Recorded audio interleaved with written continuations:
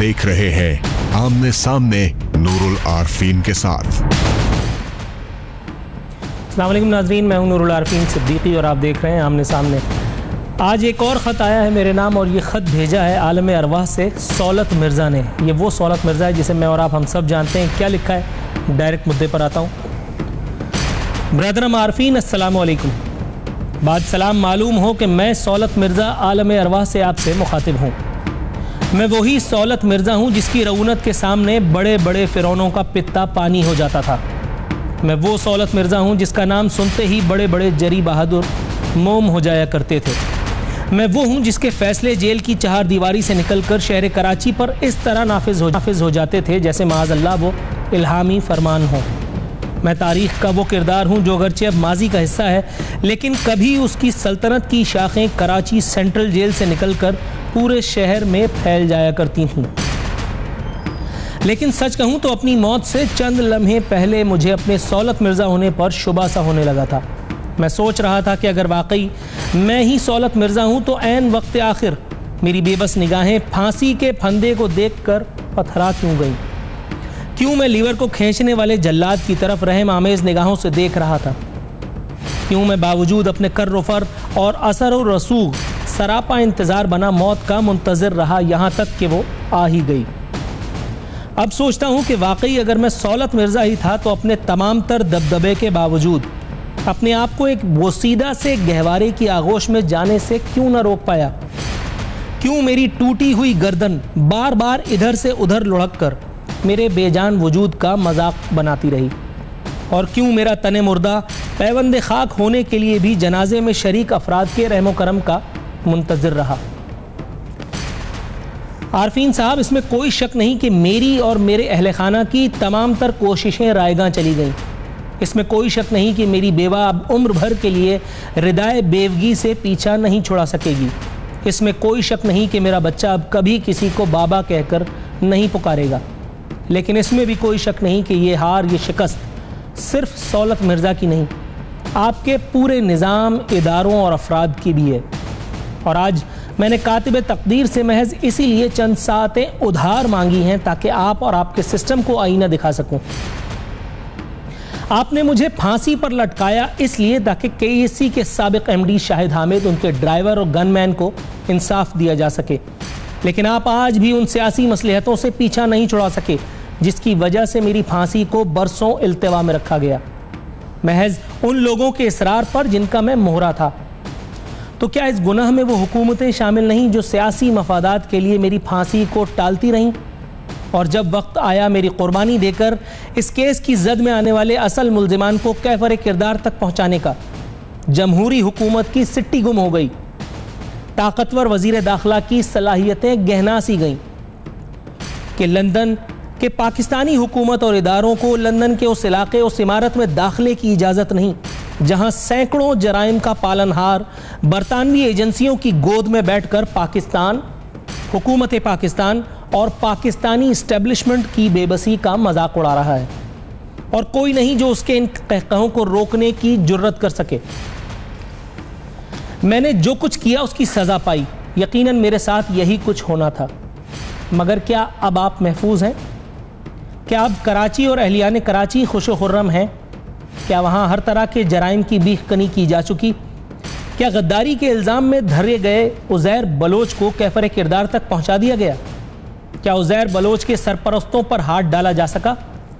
क्या उन तमाम बातों का अजाला किया जा चुका जो एक आम आदमी को जुर्म की राह इख्तियार करने पर मजबूर करती हैं? क्या फौरी इंसाफ की फराहमी का दावा पूरा हो सका? क्या अदालती निज़ाम में पाए जाने वाले उयूब को दूर कर दिया गया? क्या उन तमाम वजूहात का सद्देबाब किया गया जिनसे सौलत मिर्ज़ा पैदा होते हैं? और अगर मेरे इनसा जवाब ना में है तो यकीन जानिए कि मेरी और मुझ जैसे सैकड़ों सौलत मिर्ज़ाओं की मौत भी आपको कोई फ़ायदा ना पहुंचा सकेगी। इजाज़त दीजिए कि मेरा बुलावा आ चुका। वस्सलाम, सौलत मिर्ज़ा। इस ख़त पर किसी तबसरे के बगैर यहाँ मकतूबा प्रोग्राम में एक मुख्तसर सी कमर्शियल ब्रेक पे जाने का, उसके बाद आज की सबसे बड़ी स्टोरी बलूचिस्तान में होने वाले एक और मैसेकर के बारे में बात करेंगे। हमारे साथ मौजूद होंगे lieutenant general retired Abdul Qayyum साहब, जिनका ताल्लुक़ है पाकिस्तान मुस्लिम लीग नवाज से। वक्फे के बाद हाजिर खिदमत होते हैं।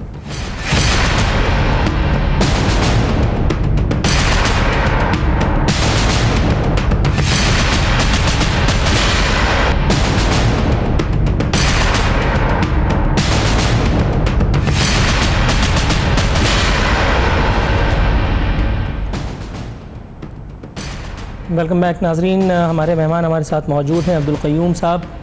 سر آپ کو پروگرام میں خوش آمدید کہتا ہوں. یہ مجھے بتائیے گا بلوچستان میں ریٹ آف دی گورنمنٹ کے اوپر ایک زناٹے دار تھپڑ رسید کیا ہے ایک مرتبہ پھر آج اس وقت کہ جب کل 15 کلنگز کے مقابلے میں آج 5 کلنگز کا تحفہ دہشت گردوں نے مزید عنایت کیا. کیا ارشاد فرمائیں گے سر اس ایک بروٹیلٹی کے اوپر؟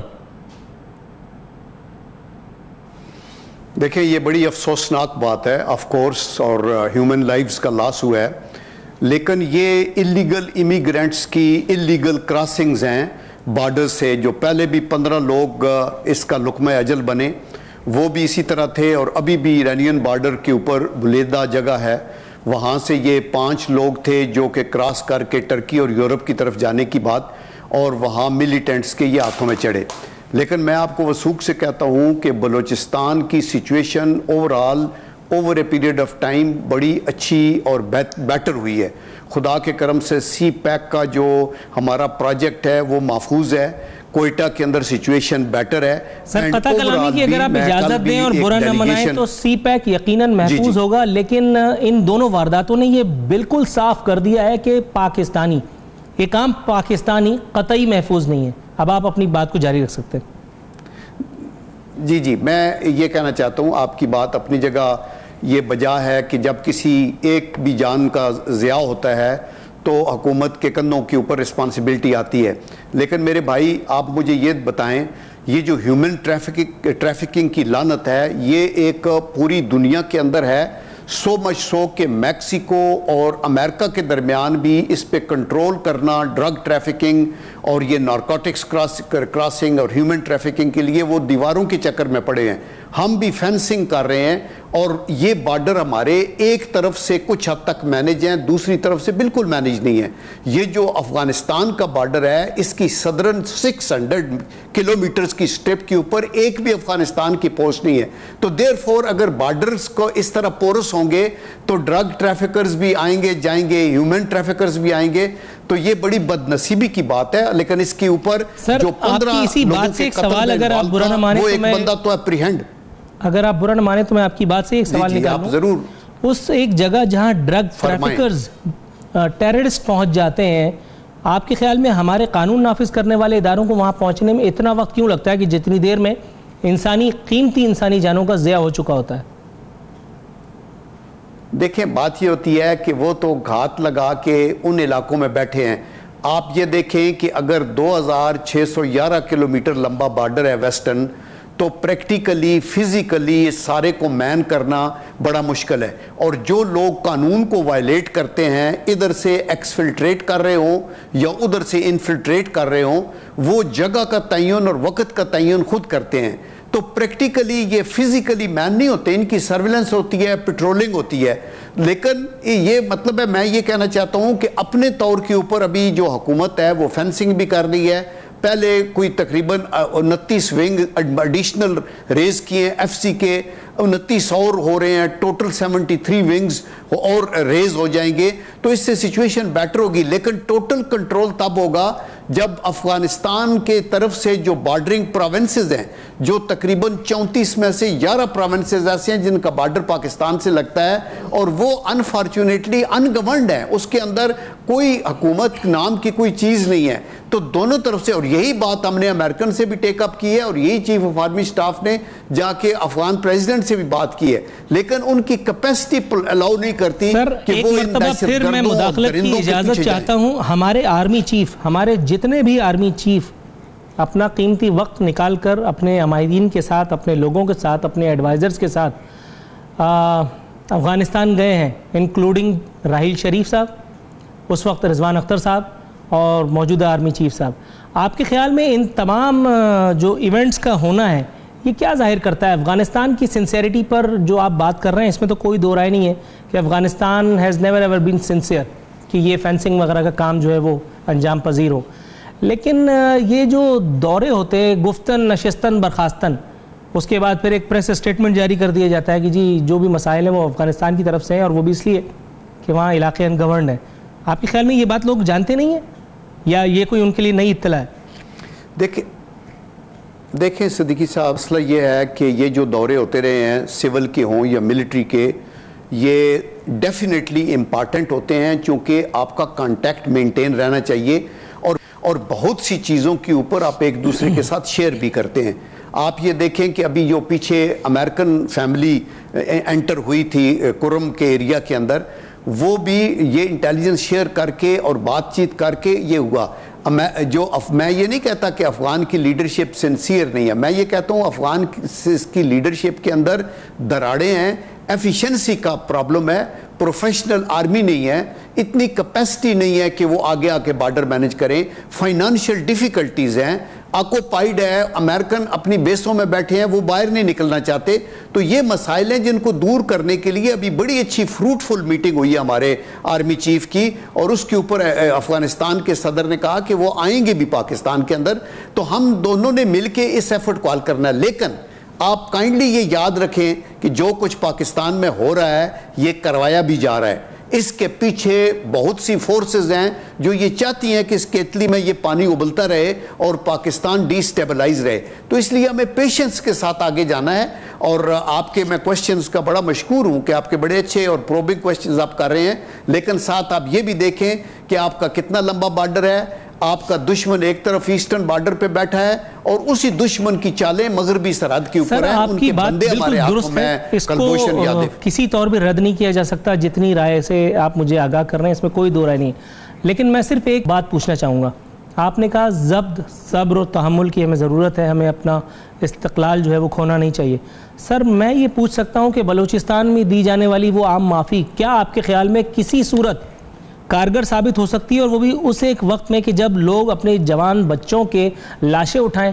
ایک بھائی جس نے اپنے دوسرے بھائی کو اپنے ہاتھوں سے ناحق موت پہ قبر میں اتارا، کیا آپ کے خیال میں وہ گن نہیں اٹھائے گا؟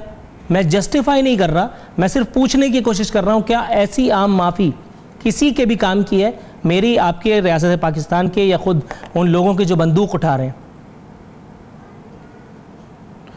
دیکھیں جو لوگ تو درندگی پہ اتر آتے ہیں نا، ان کو تو اللہ تعالیٰ کی طرف سے بھی سزا ملے گی، اور اس جہان کے اندر بھی بہت سے پکڑے گئے ہیں، بہت سے ایگزیکیوٹ ہوئے ہیں ملٹری کورٹس کے تھرو، بہت کو جہنم رسید کیا گیا۔ ابھی بھی یہ 15 لوگوں کے میں انوالو بندہ جو ہے وہ آپ کو پتہ ہے کہ اس کا کیا شروع ہوا۔ ادھر بھی یہ ہوگا۔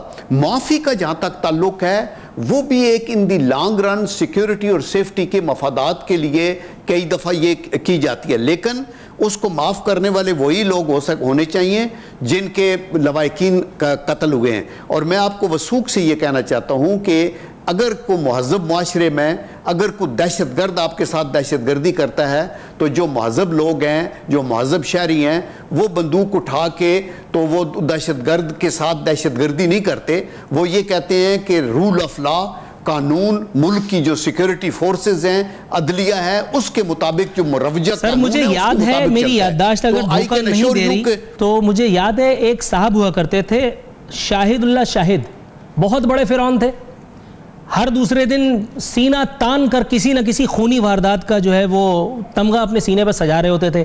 ادھر پاکستان ایئر فورس نے اسٹرائک کرنا شروع کیا اور ادھر ان کے دماغ درست ہو گئے۔ ایک صاحب تھے احسان اللہ احسان، وہ ان سے بڑے فرعون نکلے۔ ادھر پاکستان آرمی نے جوتے بازی شروع کی، ادھر ان کو دھر لیا گیا، اور وہ ایک دن ٹیلی ویژن پہ بیٹھ کر کے اپنی یتیمیت کا، اپنی مسکینیت کا رونا رو رہے تھے اور بتا رہے تھے کہ اصل میں نہیں، وہ میرے پیچھے والے لوگ کلپریٹ ہیں، میں تو ایک بیچارہ عام آدمی ان کے چنگل میں آ گیا۔ آپ کے خیال میں ایسے درندہ صفت لوگوں کو اگر معاف کیا جائے تو کیا یہ ان لواحقین کے ساتھ، ان شہداء کے ساتھ، ان کے خون کے ساتھ غداری نہیں ہے؟ I'm extremely very sorry to use this word here. لیکن سر کیا آپ کے خیال میں یہ عام معافی عجلت میں اناؤنس کر دی گئی ہے، یا اس میں سب لوگوں کو، ان لوگوں کو بھی لپیٹ لیا گیا ہے جو در حقیقت اس ایک کارنیج کے آج بھی ذمہ دار ہیں، جنہیں معافی کسی صورت نہیں دی جانی چاہیے تھی؟ ڈاکٹر اللہ نظر کی وائف کو واپس کر کے ہم نے کیا حاصل کیا؟ بہت سارے سوالات ایک ساتھ پوچھ لیے، آپ اطمینان سے جواب دیجئے۔ جی دیکھیں، میں یہ کہنا چاہتا ہوں کہ جو جانیں ضائع ہوئی ہیں وہ تقریباً 70,000 پاکستان کے لوگ، بچے، ہمارے افواج کے لوگ، پولیس کے لوگ، وکلاء، سیویلینز وہ ہوئے ہیں۔ یہ تو ایک بڑی دکھ بھری داستان ہے، لیکن قوم نے ہمت سے اس کا مقابلہ کیا ہے۔ ابھی ہمیں ہماری حکمت عملی ایسے ہونی چاہیے، اور حکومت کے وہ لوگ جو اس کے اوپر متعین ہیں ان کی پالیسی ہے کہ آئندہ ہم 70,000 بندے لوز نہ کریں. اس لیے اس کے لیے آپ کو کوئی حکمت عملی بتانی ہوگی. میں آپ کو اشور کرتا ہوں کہ یہ درندے جن کے ہاتھ خون سے رنگے ہوئے ہیں ان کو معافی نہیں ملے گی ایسے اس طرح. لیکن کچھ جگہوں کے اوپر کئی دفعہ آپ کو یہ اناؤنس کرنا پڑتا ہے کہ جو لوگ ہتھیار اٹھائے ہوئے ہیں اگر وہ ہتھیار اٹھا کے ختم کر کے اپنے آپ کو قانون کے حوالے کر دیں اور اگر ان کے خلاف کوئی ثبوت ہوگا تو ان کو کافر کردار پہ لے جایا جائے گا. لیکن آئندہ اگر وہ نہیں کریں گے تو اس کے مطابق ان کی ڈی ریڈیکلائزیشن کے بھی انسٹیٹیوشن بنے ہوئے ہیں کہ وہ لوگ جو راست سے ہٹے ہوئے تھے اور پھر بعد میں وہ سمجھتے ہیں کہ ہمیں بیرونی ایجنسیوں نے استعمال کیا اور آپ سمجھتے ہیں کہ ایک مینیز کو اور 70,000 لوگوں کی جانیں بچانے کے لیے آپ کو کسی حکمت عملی کے تحت کچھ لوگوں کو ہولڈ کرنا پڑے گا. تو یہ اس طرح کیا جاتا ہے. ملک کے جو باغ ڈور جن لوگوں کے ہاتھ میں ہے وہ وہی لوگ ہیں جو عوام کے منتخب نمائندے ہیں. آج کچھ ہیں کل کوئی اور ہوں گے, گزرے ہوئے کل میں کوئی اور تھے. لیکن اور افواج پاکستان کی لیڈرشپ بھی بدلتی رہتی ہے. لیکن میں آپ کو اشور کرتا ہوں کہ کبھی بھی کسی وقت بھی ہمدردی کسی ایسے درندے سے نہیں ہو سکتی جس کے ہاتھوں سے معصوم لوگوں کی جانیں ضائع ہوئی ہوں. اور آپ دیکھتے رہیں یہ نام آ رہے ہیں کہ احسان اللہ احسان کو یہ ہو گیا وہ ہو گیا. At the end of the day آپ یہ دیکھیں گے کہ ان سب کو قیمت ادا کرنی پڑے گی, جیسے بیت اللہ مسعود نے کی, جیسے دوسرا اس کے بعد جو آیا, ان کے اور بہت سے ایسے لوگ اور ابھی بھی اور بہت سے لوگ پکڑے جائیں گے. سر میرا آخری سوال آپ سے یہ ہے, اگر آپ جواب عنایت کریں تو میں مشکور ہوں گا, اور وہ ہے کلبھوشن یادو کے متعلق. بھارت نے ہمیں جو انمول رتن عطا کیا وہ تھا کلبھوشن یادو, جس نے دنیا کے سامنے اپنے گناہوں کا اعتراف کیا. اور ہم جو ہیں وہ ریسنٹلی کیا, میں ابھی تھوڑی دیر پہلے کی ڈیولپمنٹ بتا رہا ہوں, پاکستان نے عذرائے تفنن, میرا خیال ہے عذرائے تفنن زیادہ بہتر ورڈ ہے, پاکستان نے اس کی بیوی کو بلوانے کا اور اس سے اپنے خاوند سے ملاقات کا ایک نادر شاہی موقع عنایت کیا تھا. اور اس پر نریندر مودی کا جو ملک ہے, جو انتہائی موذی ہے ہندوستان, اس نے یہ فرمائش داغ دی ہے کہ نہیں, اکیلے ان کو بلی کاٹ لے گی, ان کو اپنی والدہ کے ساتھ آنے کی اجازت دے دی جائے. آپ کے خیال میں یہ جو حاتم طائی کی قبر پہ لات ماری جا رہی ہے حکومت پاکستان کی طرف سے, اس کا ذمہ دار کون ہے؟ اور جن ذمہ داروں نے بھی یہ فراخ دلانا آفر کی ہے کمپنی کی مشہوری کے لیے, ان کی سزا کیا ہونی چاہیے؟ دیکھیں یہ کمپنی کی مشہوری کے لیے نہیں ہے. آپ یہ نہ بھولیں صدیقی صاحب کہ آپ کا اور میرا جو مذہب ہے اور جو دین ہے وہ بڑا کشادہ دلی کی بات ہے. اور بہت سے وہ لوگ جنہوں نے نبی کریم صلی اللہ علیہ وسلم کے وقت بھی قتل و غارت کی, ان کے لیے بھی معافی ہوتی رہی. نبی کریم صلی اللہ علیہ وسلم نے فرمایا کہ حضرت ابو ہریرہ رضی اللہ تعالیٰ عنہ سے یہ روایت ہے کہ آپ سے جو زیادتی کرے اسے معاف کرو, آپ سے جو کٹے اس سے جڑو, آپ کو جو محروم کرے اس کو دو. لیکن یہ بات ہمارے ان دشمنوں کے لیے نہیں ہے. اور اگر یہ جیسچر کیا گیا ہے انسانی ہمدردی کے تحت کہ اس کی وائف آ سکتی ہے اور وہ کہتے ہیں ماں بھی آئے گی, تو حکومت اس کو کنسیڈر کرے گی. اس میں آپ کا چھوٹا پن نہیں ہوگا, آپ کا یہ بڑا پن ہوگا. آپ کی بات بالکل درست ہے سر. انفارچونیٹلی یہاں سیگمنٹ کو مجھے وائنڈ اپ کرنا ہے اور آپ کی آمد کا شکریہ بھی ادا کرتا چلوں. آپ نے جس پیشنس سے میرے ضبط و تحمل کو, بلکہ میں کہاں سے ضبط و تحمل ہو گیا, آپ کے ضبط و داد دینی پڑے گی. لیکن اختتام میں ایک بات ضرور عرض کر دوں, آپ نے جو مذہب کی بات کی سر, اس میں دو رائے نہیں کہ آپ نے جو کہا وہ 100% حقیقت ہے. لیکن وہی میرا مذہب مجھے آنکھ کے بدلے آنکھ, ناک کے بدلے ناک اور کان کے بدلے کان کا اصول بھی بتاتا ہے. اور اللہ تعالیٰ نے بھی ارشاد فرمایا کہ اگر کوئی انسان کسی انسان کا حق نہ دے, اللہ تعالیٰ اپنے حقوق معاف کرتا ہے, حقوق العباد معاف نہیں کرتا, حقوق اللہ معاف کیے جا سکتے ہیں. لیکن بہرحال آپ کی بات کو 100% درست مانتے ہوئے یہاں وقت پروگرام میں ایک مختصر سی کمرشل بریک پہ جانے کا, بریک سے واپس آ کر ایک نئے مہمان کے ساتھ گفتگو اس سلسلے کو مزید آگے بڑھائیں گے.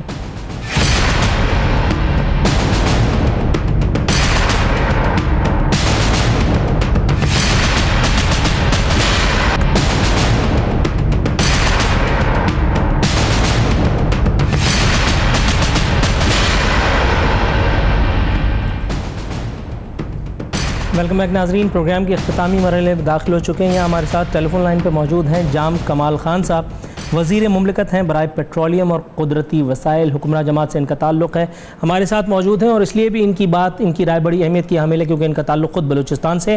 سر آپ کو پروگرام میں خوش آمدید کہتے ہیں. یہ مجھے بتائیے گا, بلوچستان میں اس وقت جو کچھ بھی ہو رہا ہے, آپ کے خیال میں اس کی ذمہ داری کس پہ ہے؟ میں یہ پوچھ کر کے آپ کا اور اپنا وقت یا اپنے ناظرین کا وقت برباد نہیں کروں گا. اس کا سراسر الزام جس کے اوپر ہے، انہوں نے خود سٹیٹمنٹ دیے ہیں، اپنا ببانگ دوحل ایکسیپٹ کیا ہے کہ یہ کام، یہ کاروائی ان کی ہے. آپ کے خیال میں ہماری ریاست، ہماری حکومت اور ہمارے ادارے ایسی ایکٹیویٹیز کے سامنے بظاہر اس وقت ہارتے ہوئے کیوں نظر آ رہے ہیں؟ اگر میں غلط نہیں ہوں تو، اور اگر میں غلط ہوں تو پلیز کریکٹ می سر. جی السلام علیکم، بہت بہت شکریہ جی. میں بھی تھوڑی دیر پہلے جی آپ کا انٹرویو اسی طرح سولڈر جنرل قیوم صاحب بھی اس میں اپنا انپٹ دے رہے تھے. اس میں نور الحق صاحب ایک چیز بڑی بیسک سامنے رکھنی چاہیے جس میں بہت سارے ایشوز سامنے ہیں. اس میں گورننس کا بھی میٹر آتا ہے، اس میں پولیٹیکل سیٹ اپ کا بھی ایک معاملہ آتا ہے، اس میں اندرونی اور بیرونی معاملات سب اندر آتے ہیں. میں یہ نہیں کہوں گا کہ ہر چیز کا جو ایک رد عمل ہے یا اس کی کمزوری ہے وہ ہم ہمیشہ اس بات پہ فوکس کر لیں کہ جی بالکل یہ ہمارا تو کوئی قصور نہیں ہے، ہر چیز باہر سے ہو رہی ہے. کچھ یقینی طور پہ ایسے معاملات بھی ہیں جن میں گورننس ایک بہت بڑا ایشو بلوچستان میں ہمیشہ سے رہا ہے، اور ہم یہ دیکھتے آ رہے ہیں پچھلے بہت سارے سالوں سے کہ سول ایڈمنسٹریشن جو ایک بیسک کمپوننٹ ہوتا ہے سیکیورٹی اور ایڈمنسٹریشن کو برقرار رکھنے کا کسی بھی صوبے کے اندر یا کسی بھی ضلع کے اندر، ود ٹائم اس میں ہم نے اس کی افیکٹونیس میں ڈپریسیشن دیکھا ہے. اب اس کی وجوہات بہت ساری ہو سکتی ہیں، اور اس کی وجوہات میں ہم یہ بھی کہہ سکتے ہیں کہ شاید جو ایک پولیٹیکل ول ہونی ہماری چاہیے اس سیٹ اپ کو اسٹرینتھن کرنے کی بلوچستان میں، شاید وہ ہم نے اس کو نہیں دیکھی. سر قطع کلامی کی معافی چاہتا ہوں سر، آپ نے جو کہا اس کو ہی کنٹینیو کروں گا. سوئٹزرلینڈ میں کل کی اطلاع تھی، سوئٹزرلینڈ میں پاکستان دشمن سرگرمیوں پر مہران مری گرفتار. سوئٹزرلینڈ حکومت نے مہران بلوچ کے داخلے پر پابندی عائد کر دی. یہ موصوف جو اس وقت ٹیلی ویژن اسکرین پر نظر بھی آ رہے ہیں، ایک پاکستان دشمن ایکٹیویٹی کے لیے وہاں اپنے بیوی بچوں کے سمیت موجود تھے کہ ان کو دھر لیا گیا، اس کے بعد اگلے روز ان کو خداحافظ بھی کہہ دیا گیا. آپ کے خیال میں جو یہ خبر بھی بتا رہی تھی حکومت پاکستان کی درخواست پر ایک ڈوزیئر کے تھرو اگر ایک شخص کے اوپر بین لگایا جا سکتا ہے سوئٹزرلینڈ انٹری پر، تو وہی حکومت، پاکستان کی حکومت اتنی سیریسنس یا اتنی فرم اپنی کمٹمنٹ کا مظاہرہ کر کے آپ کے خیال میں برہمداغ کو وہاں سے حاصل کیوں نہیں کر لیتی، یا برہمداغ کی جو کرتوت ہیں ان کے حوالے سے کوئی قابل قدر کارنامہ کیوں انجام نہیں دے دیتی؟ سر ایک کام تو کیا نا جو کرنا تھا. جی اس میں نور الحسن صاحب آپ یہ دیکھیے گا کہ بہت سارے انٹرنیشنل فورمز پہ پاکستان نے حالیہ میں اور ماضی میں بھی ان چیزوں کو بڑے ہائیلی لیول پہ اس کو پروٹیسٹ بھی کیا ہے، اور بار بار ان حکومتوں سے ریکویسٹ بھی کی ہے کہ جس طرح آپ ہم سے توقع رکھتے ہیں کہ ہم ٹیررزم کے حوالے سے، ایکسٹریمزم کے حوالے سے، یا بہت سارے ایسے ایسپیکٹس ہیں جن کے حوالے سے آپ کی تحفظات نکلتے ہیں کہ ہمارے یہاں کچھ ایسے یا کہیں کوئی لنک جڑ جاتا ہے تو ہمارے اوپر بہت سارے کوسچنز اٹھائے جاتے ہیں. تو وہ ایک ہمارا بیسک رائٹ بھی بنتا ہے کہ ہمارے ملک کے اندر، دیکھیں یہ پورا پاکستان جو ہے وہ ایک ملک ہے، اس میں صوبے ضرور ہیں لیکن یہ سب پاکستان کا حصہ ہیں اور ہم سب پاکستانی ہیں.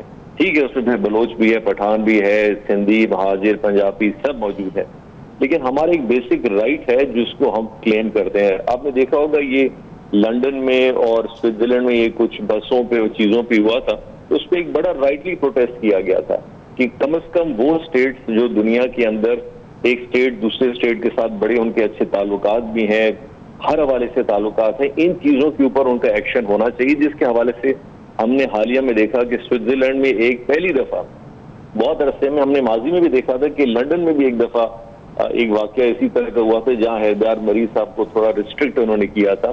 لیکن ہمارا ایک پروٹیسٹ ان چیزوں میں چلتا ہے. لیکن میرا ایک بہت بڑا سر آپ نے جو کہا اس کو قطع کلامی کی اجازت لیتے ہوئے آپ نے حیر بیار مری کے ساتھ صاحب کا صیغہ استعمال کیا. مجھے اجازت دیجیے احتجاج کرنے کی. اب اسی معصومانہ بلکہ فراغ دلانہ اور سنگ دلانہ احتجاج کے ساتھ میں اپنا اگلا سوال تھرو کرنے کی کوشش کرتا ہوں. سر یہ مجھے بتائیے، جس وقت آپ اپنی جواب دے رہے تھے اور میں بہت تحمل کے ساتھ جواب سننے کی کوشش کر رہا تھا، اس وقت ٹیلی ویژن اسکرین پر کچھ شارٹس چل رہے تھے جس میں یہ دونوں حضرات برہمداغ بھی اور مہران مری بھی یہ ایک سٹیچو کے سامنے، یہ دیکھیے پھر نظر آ گئے موصوف، اور میرا بلڈ پریشر جو ہے وہ اب شوٹ کرنے ہی والا ہے. یہ ایک سفید گلدستہ پھولوں کا لے کر کے، اور اپنے اجداد کی قبر پر تو نہیں جا سکے یہ دونوں افراد، میں ابھی اس وقت لائیو ہوں ورنہ میں ان کی شان میں کوئی اور تبرہ بھیجتا، گاندھی کے ایک ننگے مجسمے کے سامنے یہ بیٹھ کر کے اور اس کے پاؤں چھو رہے ہیں. آپ کے خیال میں ان بے شرموں کی طبیعت کے افاقے کے لیے کوئی منجن، کوئی چورن، کوئی ایسی چیز ہے کہ میں اپنے غصے کو بھی کنٹرول کر لوں، میرا بغض ٹورڈز ان لوگوں کے وہ بھی ظاہر ہو جائے اور آپ کا جواب بھی اتنا پرزور ہو کہ جس سے ان لوگوں کی قابل قدر مذمت بھی ہو سکے؟ ٹھکائی تو جب یہ ملیں گے تب ہو ہی جائے گی. دیکھیں، میرے لیے اس ٹائپ کے سارے لوگ اس ملک کے حوالے سے irrelevant ہے، اور ہمارے سامنے کبھی ایسی چیزوں کی نہ اہمیت رہی ہے اور نہ انشاءاللہ آگے بھی رہے گی. میرا جی بڑا ایک سمپل سا فلسفانہ ایک چیز ہے، یہ ملک پاکستان ہم سب کا ہے، اور ایک چیز ہمیں طے کرنی ہوگی کہ ریٹ آف پاکستان قائم ہوگا یا کمپرومائزز ہوں گے. ہمارے لیے چاہے وہ ایک سردار ہو، نواب ہو، عام انسان ہو، وہ کوئی پولیٹیشین ہو، فوجی ہو، یعنی کہ لائر ہو، کچھ بھی ہو، اس ملک میں اگر کوئی کسی نہ کسی جرم میں ملوث ہوتا ہے تو اس کے لیے ہمارے سٹینڈرڈ سے برابر ہونے چاہیے. تو یہ نہ ہو کہ ایک عام آدمی کے لیے ہمارا سٹینڈرڈ الگ ہے اور کسی آدمی کو 20 آدمی کو قتل کر دیا اس کے لیے سٹینڈرڈ الگ ہے. یہ چیز جب تک اس ملک میں ڈیفائن نہیں ہوگی ہم ان چیزوں